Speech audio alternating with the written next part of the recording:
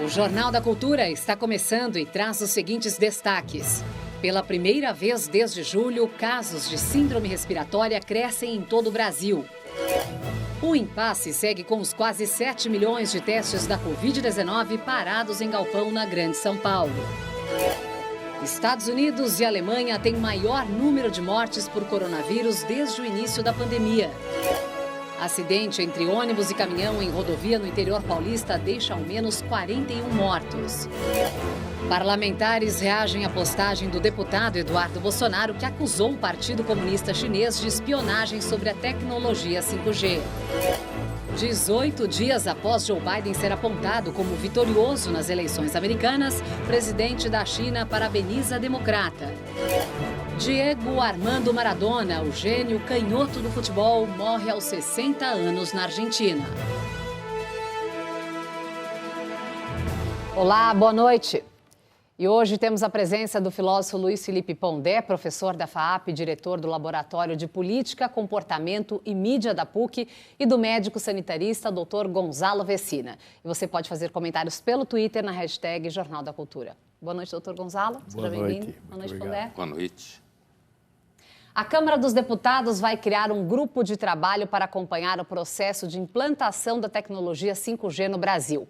A iniciativa partiu da oposição e teve o aval do presidente da Casa, Rodrigo Maia, do Democratas do Rio de Janeiro.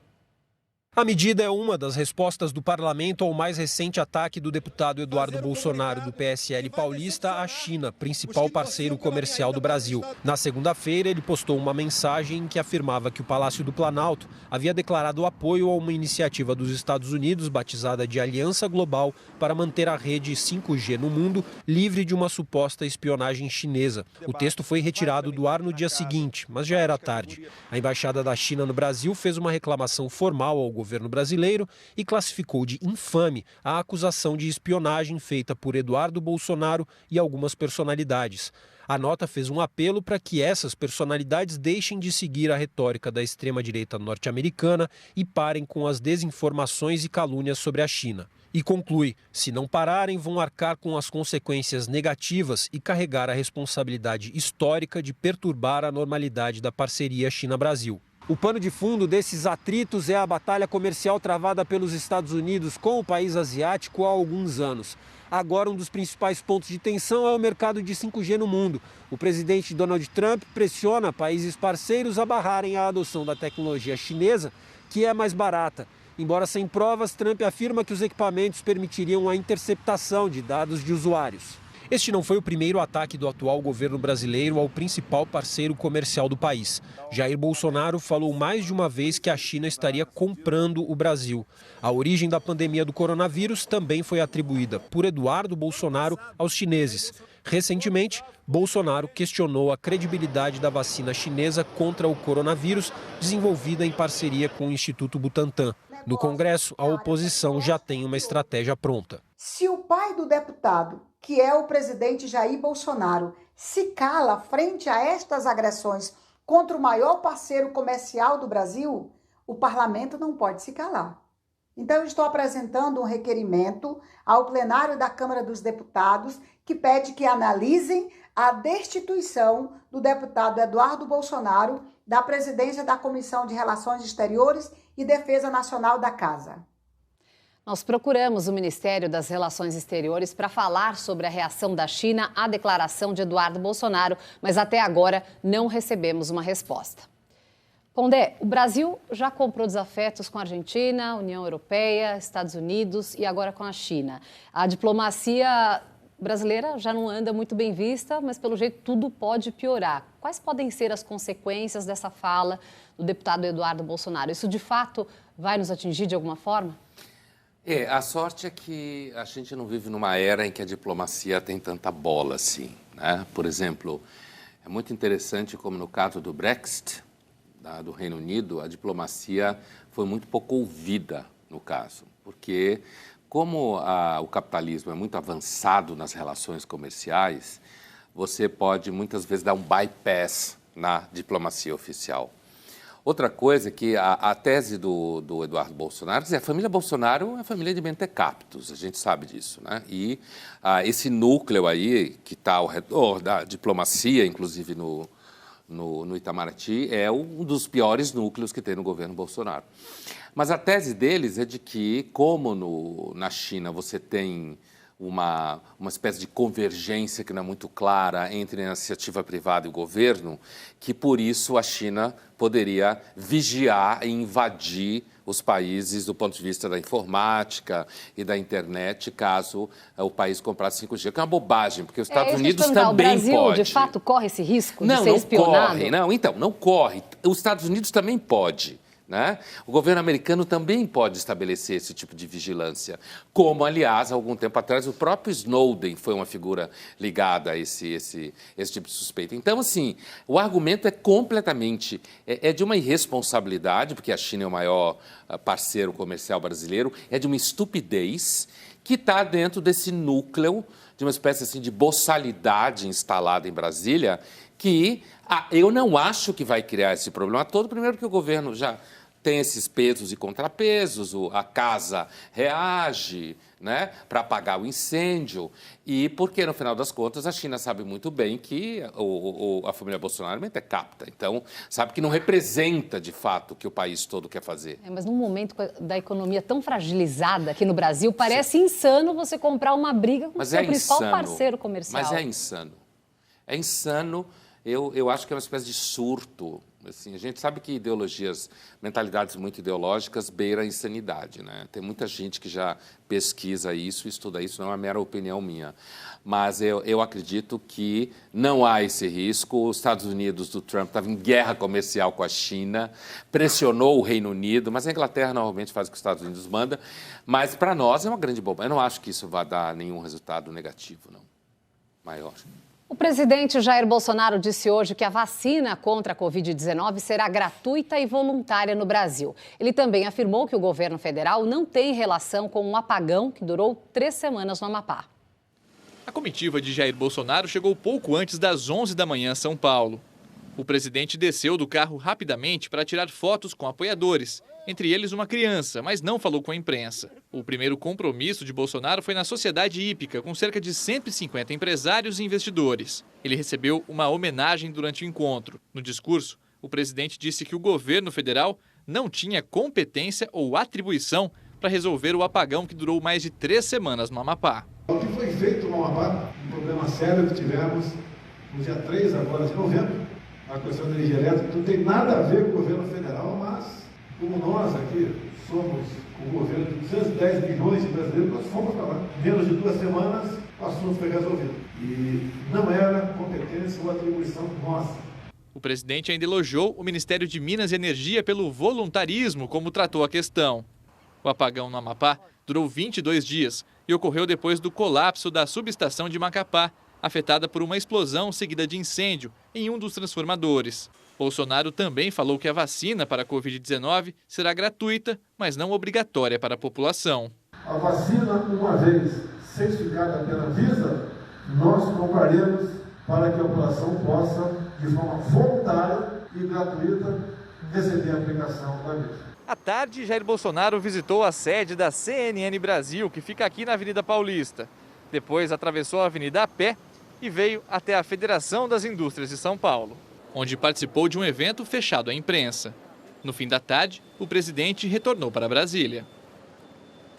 O mundo registrou hoje novo recorde diário de mortes por Covid-19. Aqui no Brasil, a comissão externa da Câmara, que acompanha o enfrentamento à pandemia, se reuniu para cobrar explicações sobre os quase 7 milhões de testes que estão próximos do vencimento e armazenados num galpão em São Paulo.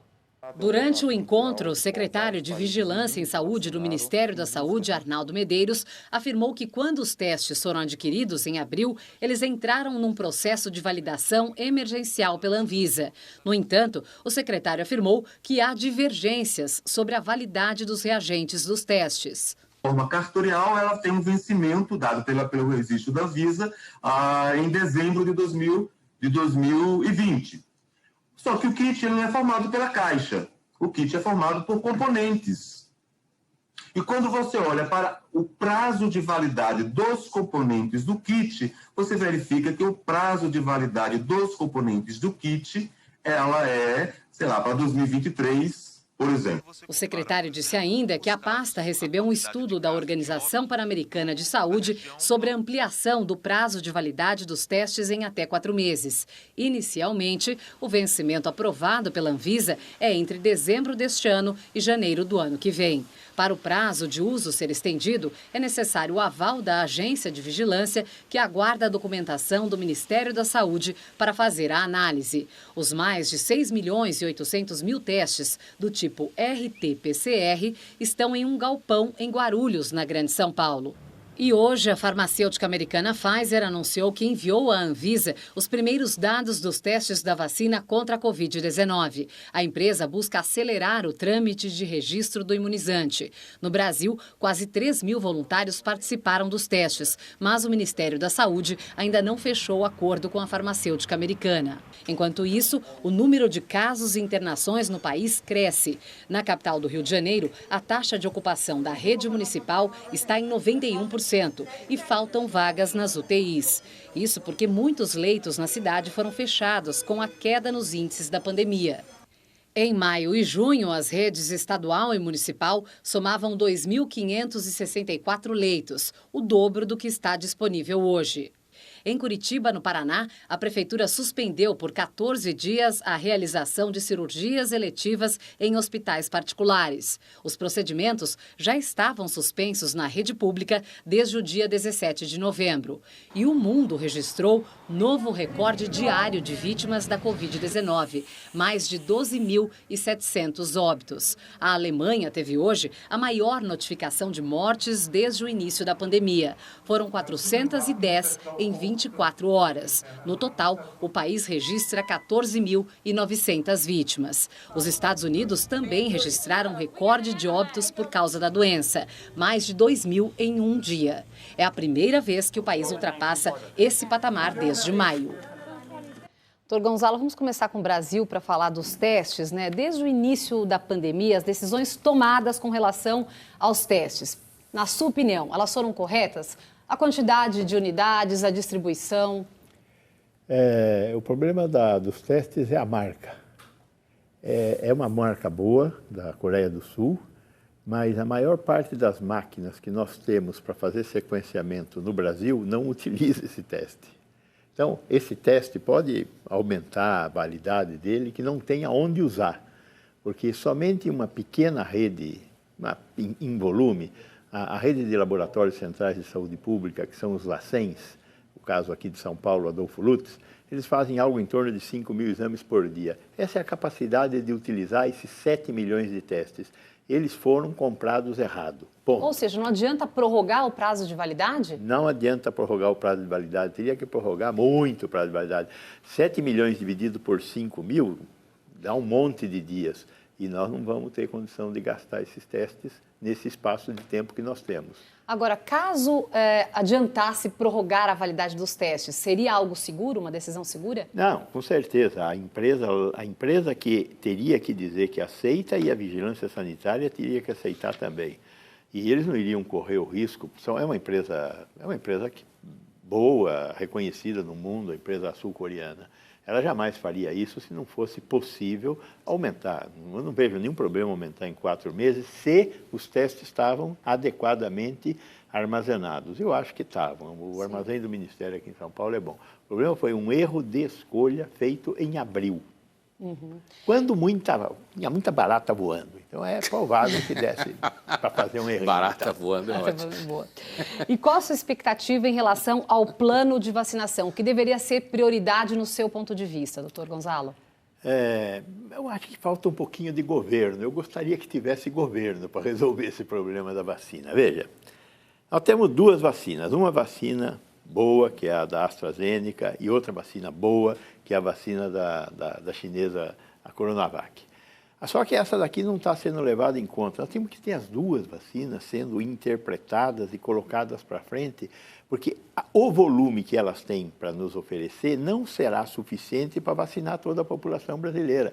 Se só tiver uma, nós vamos ter um desastre, mas vamos ter as duas. Mas não dá para vacinar só o estado de São Paulo, tem que vacinar, porque o volume de vacina da chinesa é maior do que o necessário para o estado de São Paulo. Nós temos que ter as duas vacinas juntas, para aí fazer um plano adequado para vacinar o Brasil em fases. Primeira fase, trabalhadores da saúde, com comorbidade e velhos. Segunda fase, trabalhadores do transporte coletivo, da educação, das cadeias. Terceira fase, enfim, uma coisa feita assim.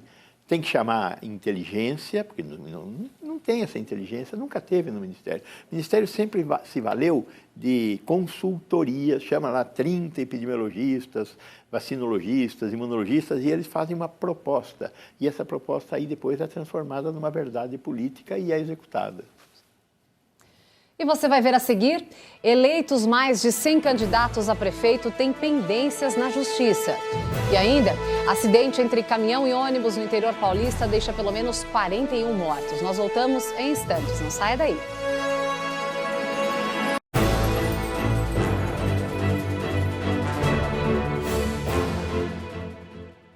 O Instituto Ibope divulgou mais uma rodada de pesquisas para o segundo turno das eleições no próximo domingo. Em São Paulo, o candidato do PSDB, Bruno Covas, aparece com 57% dos votos válidos quando são excluídos brancos, nulos e indecisos. Guilherme Boulos, do PSOL, tem 43%. No Rio de Janeiro, Eduardo Paes, do DEM, tem 65% dos votos válidos. O prefeito Marcelo Crivella, do Republicanos, está com 35%.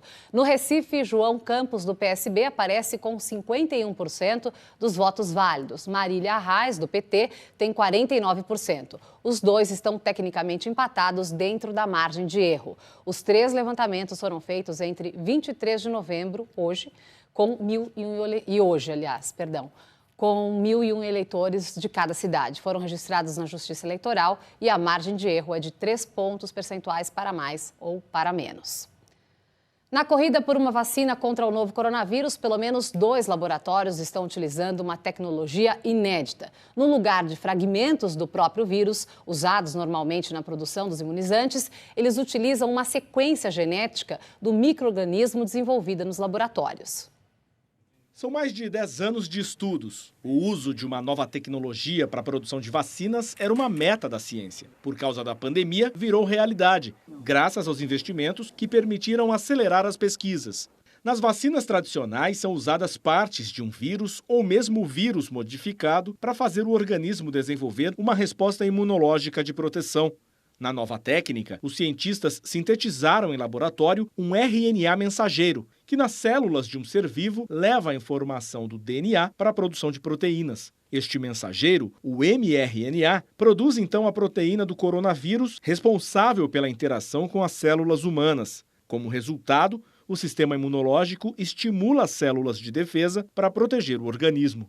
2 farmacêuticas americanas, a Moderna e a Pfizer, em parceria com uma empresa alemã de biotecnologia, chegaram à 3ª e última fase de testes da vacina contra a Covid-19, utilizando esta tecnologia. Quando você usa um vírus ou parte do vírus, você tem que fazer culturas de células industriais em que você produz grande quantidade do vírus, depois tem que purificar e fazer os tratamentos devidos. Então, é um processo industrial muito mais complicado. Não necessariamente que vai ter algum tipo de risco, mas é um processo mais complicado. E é um processo também mais difícil de adequar se surgir um novo vírus, uma nova molécula.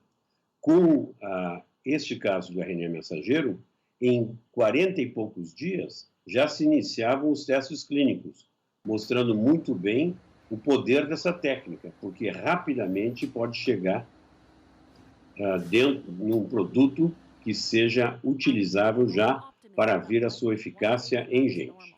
As 2 vacinas que usam o mRNA apresentaram ao menos 90% de eficácia nos testes preliminares. Mas ainda não é possível dizer se esta mesma técnica será usada em outros imunizantes. Há desafios pela frente. como a armazenagem das vacinas, que precisam ficar em temperaturas bem baixas, de 20 a 70 graus negativos. Mas a novidade é animadora. Parece bastante promissor. Agora, dizermos que se trata de uma revolução na história da medicina é um pouco precoce. Nós vamos ter que ver a aplicação prática, em massa disso aí, realmente para ver o tamanho dessa novidade. Doutor Gonzalo, quais os prós e contras dessa tecnologia que pode talvez se tornar revolucionária? Essa tecnologia foi inventada há uns 30 anos por uma cientista húngara. Ficou meio esquecida. O pessoal da BioNTech começou a trabalhar com essa tecnologia para desenvolver medicamentos para tratar câncer. E quando começou essa epidemia, eles viram uma oportunidade de caminhar para uma vacina. A Moderna conseguiu enxergar a mesma coisa e os dois começaram a fazer a pesquisa e conseguiram desenvolver. É uma tecnologia muito inteligente, porque o RNA mensageiro é um pedaço da mensagem genética do vírus. Você introduz aquilo no organismo, no nosso organismo, ele entra dentro das nossas células e dá ordem para o maquinário intracelular, para as mitocôndrias, produzirem a espícula, que é um pedaço do vírus, do coronavírus. E aí a nossa mitocôndria produz a espícula e libera a espícula, a célula explode e libera a espícula na circulação. Vem o organismo e faz anticorpos contra a espícula. Quando entra o vírus, os anticorpos reagem à entrada do vírus porque o vírus tem espícula. Então é uma mecânica inteligente. Tem o problema do frio, ela precisa de estabilidade do RNA mensageiro, precisa de muito frio. E tem o problema do preço, porque essas vacinas, a da Pfizer está chegando no mercado, dizem os donos lá da Pfizer, por $19,50 cada dose. E a Moderna por $25 cada dose. São as vacinas mais caras. Você vê, a AstraZeneca está vendendo por $3 a dose da vacina que vai ser produzida aqui na Fiocruz. E a chinesa está em torno de $10. Então, ela é muito cara, precisa de uma rede de frio que nenhum país tem, embora já existam soluções para isso, já foram negociadas soluções, mas vai ser mais caro também manter a vacina para ser tomada. Eu acho que aqui no Brasil nós não vamos usar essa vacina. Doutor Gonzalo, hoje uma médica disse que há mais de 10 anos cientistas de Oxford já tinham a ideia que uma super doença como essa poderia chegar. Não sabiam qual era, mas que chegaria. Em que contexto que isso pode ser previsto? Como é que a gente pode prever isso? Veja, nós estamos destruindo o meio ambiente e nós temos visto o aparecimento de muitas novas formas de doença. Nós tivemos aqui a gripe suína, nós tivemos a gripe aviária, nós tivemos a gripe dos camelos. Então, isto não é uma novidade. Nós estamos criando novas formas de vida com o tipo de agressão que nós estamos fazendo no meio ambiente. Então, eu não acho que seja extraordinário ela ter achado isso. Nós estamos o tempo todo monitorando. Nós estamos invadindo a Amazônia. Ali tem muitas espécies de vida que nós estamos provocando. Uma hora dessas, ela salta e vai produzir doença, como aconteceu. Nós não esperávamos, e eu acho que aí é um exagero mesmo, que fosse uma coisa tão grave quanto esta, que parece a gripe espanhola. E um grave acidente no interior de São Paulo entre um caminhão e um ônibus provocou a morte de pelo menos 41 pessoas e deixou 11 feridos. O acidente envolvendo um caminhão e um ônibus foi no início da manhã nesta curva da rodovia Alfredo de Oliveira Carvalho, que liga Taquarituba e Itaguaí, no interior de São Paulo. A região fica a mais de 300 quilômetros da capital paulista. O ônibus levava trabalhadores de uma indústria têxtil para o trabalho. Pelo menos 41 pessoas morreram e 11 ficaram feridas. Elas foram levadas para hospitais da região. 5 estão em estado grave. As causas do acidente ainda estão sendo sendo investigadas. A empresa Star Fretamento e Locação, dona do ônibus, informou que o transporte era contratado pelos próprios funcionários da empresa têxtil.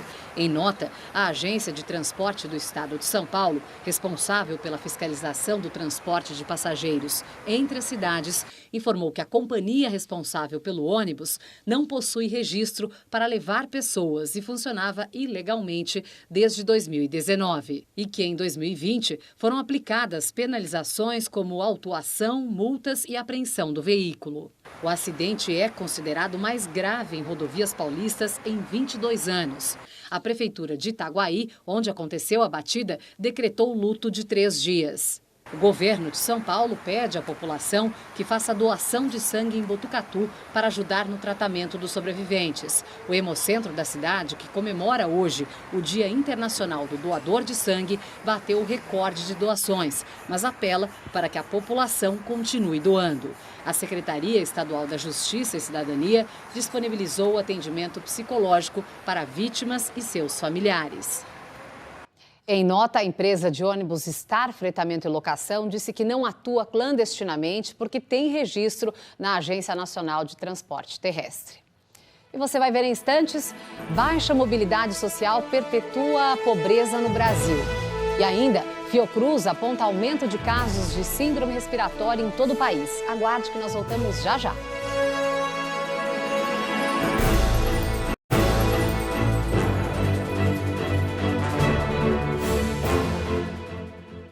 Um círculo vicioso trava a mobilidade social no país. Se a educação é uma importante porta de saída da pobreza, filhos de pais com baixa escolaridade encontram mais dificuldades de ascensão social. É o que aponta um estudo do Instituto Mobilidade e Desenvolvimento Social. Givá é um vencedor. Ganhou uma corrida cheia de obstáculos. Nasceu numa família pobre na Paraíba. Migrou com a mãe para a periferia de São Paulo. Os avós não tiveram a chance de estudar. Ele concluiu o ensino superior. É o primeiro de muitas gerações a conquistar um diploma. Eu até brinco com minha mãe. Aí ela fala, o que você quer fazer mais da vida? Aí eu falo, se eu tiver oportunidade, eu vou ter oportunidade de fazer medicina, engenharia. Não porque é uma área que eu quero, mas porque eu tenho curiosidade de conhecer, eu vou fazer. Quando você não estiver me chamando de doutor, eu não vou parar. Na luta para sair da pobreza, a falta de acesso à educação é a barreira mais difícil de superar. Um levantamento mostra que um grupo de 100 pessoas com familiares sem nenhuma ou pouca instrução, 70 chegam no máximo ao fim do ensino fundamental. E só entre 4 e 5 concluem o ensino superior. O problema é maior quando se soma a questão do racismo. Entre os brancos, 6% dos filhos de pais sem instrução pegam o diploma na faculdade. Entre os negros, só 3%. As pistas de corrida permitem ao indivíduo que ele chegue, digamos, ao nível superior, à realização dos seus sonhos. E para outros, a grande maioria, você tem uma pista que leva para os piores trabalhos, para a informalidade, entendeu? E a política social tem que se ajustar de modo a permitir que, pelo menos, eles estejam todos na mesma pista. Um outro estudo concluiu que o aumento dos investimentos públicos em educação e a criação de políticas de inclusão, como as cotas raciais, ajudaram a reduzir a diferença de renda entre ricos e pobres até 2015. Mas o cenário piorou nos últimos anos, com a crise econômica e o congelamento dos gastos. Primeiro, na emenda de teto de gastos, é necessário que a gente reveja esse mecanismo, né, na forma como ele foi desenhado. Segundo, a necessidade de falar a reforma tributária progressiva, que possibilite que o Estado tenha mais recursos para investimentos sociais, incluindo educação, e possibilite também que quem ganha mais, quem é mais rico, pague mais imposto do que quem é mais pobre.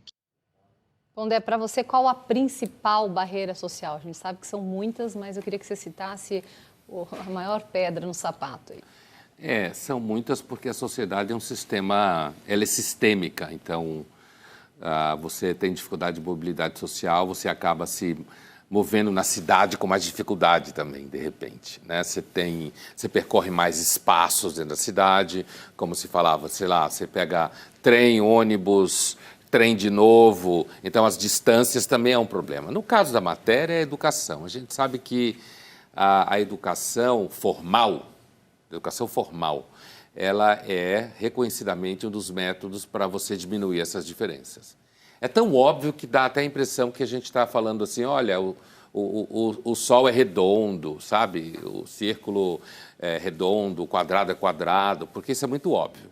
Eu acho que uma questão aqui, por exemplo, um dos entrevistados fala de uma reforma tributária gradativa que pudesse, por exemplo, diminuir isso, fazendo com que o Estado ganhasse mais. A gente sabe, por exemplo, que no Brasil, por exemplo, o imposto de herança é menor que nos Estados Unidos. E a herança é uma das formas de concentração de renda mais conhecidas, né? Os Estados Unidos é capitalista até a medula, então não se trata de dizer que isso é uma ideia comunista, né? A taxação de herança. Agora, por outro lado, tem uma coisa que o Estado brasileiro ele é incompetente, muito nível, tem muita corrupção, a classe política custa muito caro, certo? Você tem dentro dos funcionários públicos, que não são todos, você tem umas certas elites, inclusive as ligadas diretamente ao poder judiciário. Então, não é só você encontrar uma forma de tributar melhor para ter mais dinheiro, né? Mas, por outro lado, também tem uma coisa que, assim, a própria elite econômica brasileira, ela não é muito participante. É claro que tem exceções, é óbvio que sim, mas ela é pouco participante. A gente discute muito, como você falou, é óbvio, a gente discute muito a desigualdade social, mas é preciso haver mais, fomentar mais, né, esse tipo de ação, uma ação efetiva. Eu acho que tem uma inércia histórica, se tem uma elite bastante alienada, né, econômica, eu estou falando, e aí você tem pouca participação. É claro que existe, mas você tem pouca participação. Você tem, inclusive, mecanismos que não ajudam muito, como nos Estados Unidos. Eles são muito mais ajudados a doar dinheiro em relação ao imposto de renda e tudo mais, e aqui não, né? E me parece que a corrupção no Brasil, o Estado gastador, se fala, não, o teto de gasto. O teto de gasto é importante no sentido que o Estado tem que ter equilíbrio fiscal, né? Senão ele arrebenta.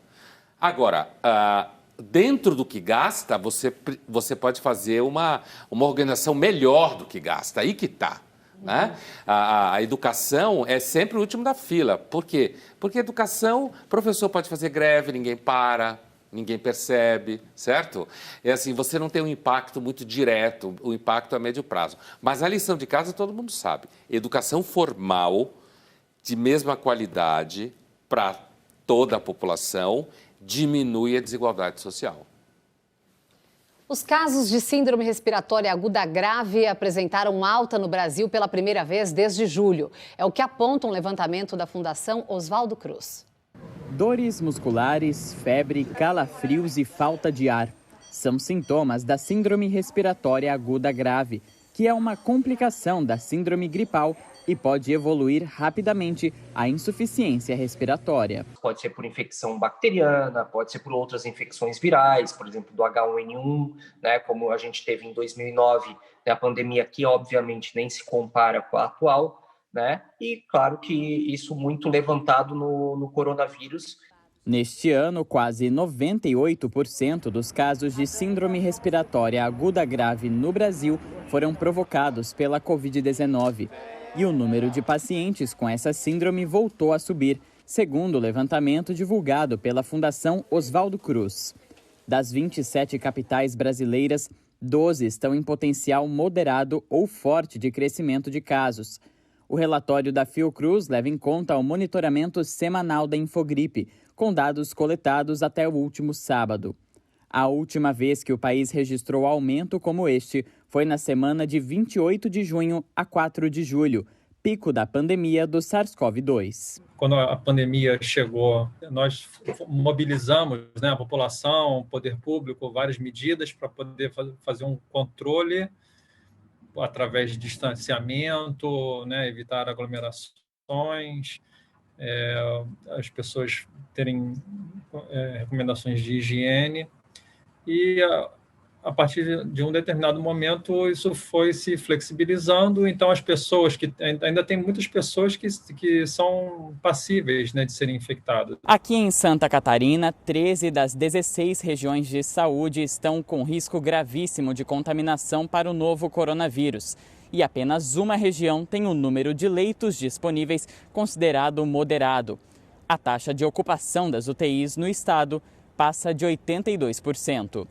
importante ter leitos dedicados para poder atender de forma prioritária e então é importante uma atenção para o nosso Sistema Único de Saúde. Cuidados simples podem diminuir o contágio da Covid-19 e, consequentemente, os casos de síndrome respiratória aguda grave. A lavagem de mãos, claro, com álcool em gel ou com água e sabão, né? O uso de máscara e o distanciamento social, isso vai ser ainda essencial. Doutor Gonzalo, todo infectado com Covid-19 tem síndrome respiratória aguda grave ou não? Todo infectado com síndrome respiratória, todo infectado com síndrome respiratória pode ter Covid e vice-versa. O que é importante notar é que a Covid, a síndrome respiratória é o grande guarda-chuva. E aí tem várias doenças embaixo. Neste momento, nós estamos vivendo uma epidemia. Então, a maior parte das SRAGs é Covid-19. É isso que ele está dizendo. Uhum. Se tiver teste para testar todo mundo, nós vamos diagnosticar e vamos ver que todas essas síndromes respiratórias agudas graves são Covid-19, porque é o que está graçando pela sociedade hoje, né? E o médico lá esqueceu de uma coisa muito importante, que é aerosol, que é ambiente fechado. Não frequente ambientes fechados sem circulação de ar, porque nesses ambientes você vai encontrar aerosóis, e os aerosóis vão entrar pela sua boca, nariz e olhos. Esse é o jeito mais fácil de se contaminar. Qualquer aglomeração tem gente tossindo, espirrando, falando alto e saindo gotículas da boca. Então, nós temos que evitar aglomerações, além de usar máscara, toda aquela coisa. Evite aglomerações, evite locais fechados. Agora, qual que é a diferença entre os sinais e os sintomas de uma síndrome respiratória? Tudo igual. É tudo igual. É que nós temos um grande número de casos de Covid que não tem sintomas. Por isso que a resposta pode ter ficado truncada. Então, tem um monte de gente que pega Covid e não tem nada. Agora, os que têm sintomas, os sintomas são da síndrome respiratória aguda grave. Tanto é que nós temos muitas mortes que não foram testadas e que não foram identificadas como Covid. Agora nós estamos, inclusive, fazendo um relevantamento dessas mortes para ver como podemos reclassificá-las, porque só tem um jeito de diagnosticar a Covid-19, é com o RT-PCR, o exame lá da garganta. Os sintomas são muito iguais. E alguns sintomas, por exemplo, a imagem na tomografia do vidro fosco, a imagem do raio-x do vidro fosco, é igual para a síndrome respiratória aguda grave e para a Covid, não define diferenças. Uhum. Então, a única forma de fazer o diagnóstico de certeza da Covid-19 é com RT-PCR, não tem outro jeito. Por isso, essa confusão entre síndrome respiratória aguda grave e Covid. Na dúvida, neste momento, o que nós estamos tendo é Covid. E você vai ver a seguir? Presidente chinês parabeniza Joe Biden pela vitória nas eleições americanas. E ainda, lenda do futebol, o jogador Diego Maradona morre aos 60 anos, vítima de uma parada cardiorrespiratória. Nós voltamos já já.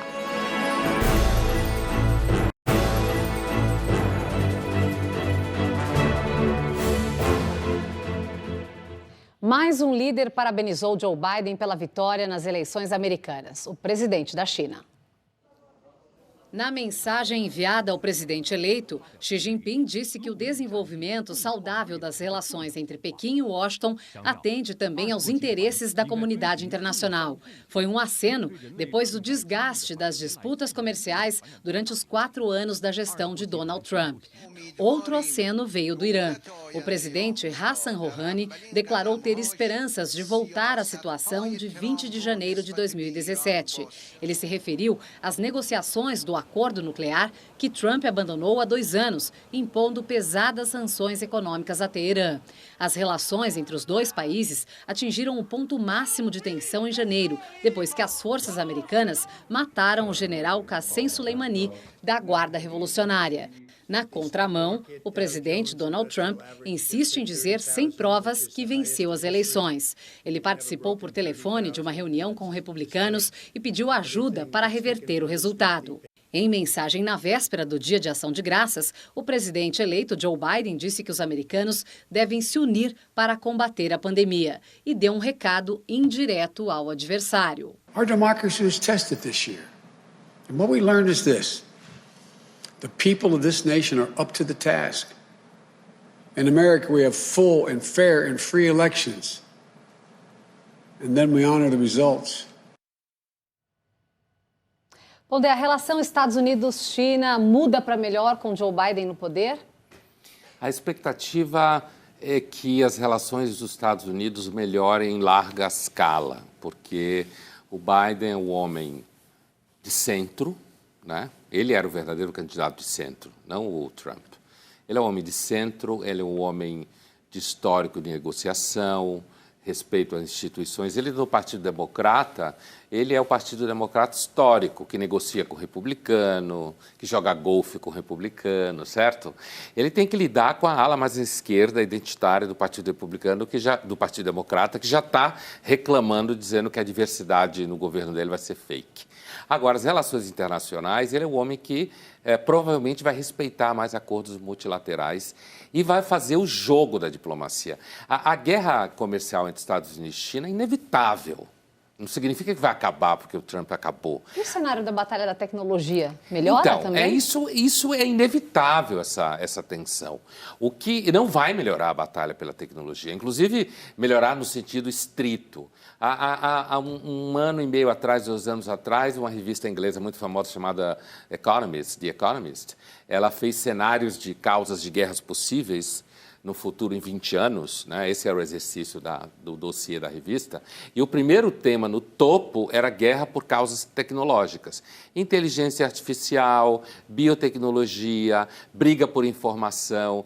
Então, essa tensão não vai acabar. O que eu acho que melhora é porque Biden é um cara mais equilibrado, é um cara historicamente de centro, é um cara que não faz declarações bombásticas, certo? E, nesse sentido, é possível que sim, você tenha um resfriamento daquela temperatura que o Trump causava. Agora, no Oriente Médio, o caso do Irã é mais complicado, porque eles Trump... podem sonhar com a melhora nessas negociações ali? O Oriente Médio tem uma guerra fria entre sauditas e iranianos, né? E o Trump tinha uma política para o Oriente Médio que era fortalecer os laços com a Arábia Saudita, diminuir a atenção sobre o caso palestino, que está diretamente ligado ao Irã agora, não era, mas está, e, nesse sentido, fortalecer os acordos de paz e reconhecimento mútuo entre Israel, Bahrein, Emirados Árabes, quem sabe Catar é o mais difícil, e a Arábia Saudita, que é a líder. Não é provável que o Biden vá de cara mudar esse processo, mas ele também vai ser um sujeito mais civilizado no diálogo com o Irã, mas eu acho mais difícil mudar. Eu acho que nesse negócio o jogo vai ser melhor. Não dá para dizer que o Obama era mais à esquerda do que o Biden vai ser. O que fazia? Um jogo mais civilizado. Eu acho que o que nós vamos ter é um jogo mais civilizado. Respeito aos organismos internacionais, a essas câmaras que existem para acertar um pouco essas tensões.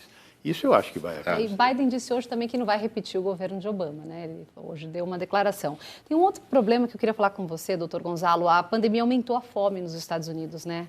O problema já atinge 50 milhões de pessoas. O quanto isso, no meio de uma pandemia, fica ainda pior? Nós vamos ver aqui no Brasil, porque se não tem o auxílio, vai acabar a comida na casa das pessoas. Não tem auxílio e não tem economia.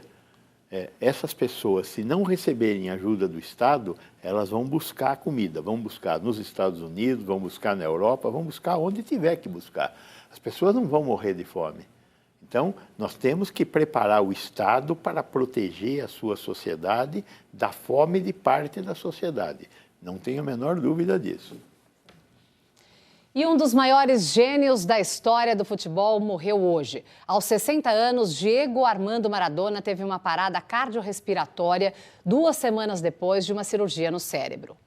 Maradona morreu por volta de meio-dia em sua casa na cidade de Tigre, região metropolitana de Buenos Aires. A autópsia, que vai determinar a causa da morte, deve começar ainda hoje. Logo após o anúncio, fãs lotaram a porta do condomínio onde o craque vivia. No início do mês, o ex-jogador passou por uma cirurgia no cérebro e ficou internado por mais de uma semana devido à anemia, desidratação e um quadro de abstinência provocado pelo vício em álcool. Em sua autobiografia, Maradona revelou que começou a usar drogas no começo dos anos 80. O corpo de Maradona será velado na Casa Rosada, em Buenos Aires, sede do governo nacional, de amanhã até sábado. O presidente argentino, Alberto Fernandes, decretou 3 dias de luto no país. Ele também publicou uma foto dos dois abraçados com a mensagem: "Você nos levou ao mais alto do mundo. Você nos fez imensamente felizes. Você foi o maior de todos. Obrigado por ter existido, Diego. Vamos sentir sua falta o resto da vida." O rei Pelé, de 80 anos, disse que é uma notícia triste perder amigos dessa maneira e que, com certeza, um dia vamos bater uma bola juntos lá no céu. Atletas da atual geração também se manifestaram. Messi escreveu: "Diego é eterno, guardo todos os belos momentos vividos com ele." Neymar publicou: "Descanse em paz, lenda do futebol."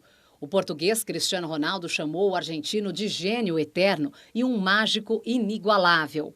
A morte de um dos maiores jogadores de todos os tempos foi destaque na imprensa do mundo inteiro. Os jornais argentinos Clarín e La Nación destacaram fotos de Maradona durante a Copa do Mundo de 1986, vencida pela Argentina. Para o diário Olé, também da Argentina, nada será igual, nunca mais. O italiano La Repubblica afirmou: "Napoli está em lágrimas." Já o Corriere della Sera escreveu que morreu o maior do mundo. O Gazzetta dello Sport lamentou a morte de um deus do futebol. Na Itália, Maradona ajudou o Napoli a ganhar seus 2 únicos títulos do campeonato italiano, em 1987 e 1990. O prefeito de Nápoles, Luigi de Magistris, anunciou que o estádio San Paolo, casa do Napoli, passará a se chamar Diego Armando Maradona. Outro jornal europeu, o francês L'Équipe, se referiu ao craque como Deus e demônio. E o americano New York Times destacou Maradona como um dos maiores jogadores de todos os tempos, citando também Pelé. Diego Maradona é o maior craque do futebol argentino. Foi e será sempre idolatrado no mundo todo, como mostra a crônica de Vladir Lemos. Vou dizer para vocês porque gosto do Maradona, de signo do futebol. Nada me tira da cabeça que é por isso que os argentinos o amam tanto. Lhe ergueram uma igreja até. Lembro não só o vigor físico, a velocidade, a coragem para encarar zagueiros que, em geral, inevitavelmente sabiam que se jogassem limpo, iriam ficar para trás. Maradona não estava nem aí. Partia para cima. Maradona fazia mais. Fazia a gente começar a curtir um jogo bem antes de a bola rolar, só por ter nos dado a certeza de que estaria lá.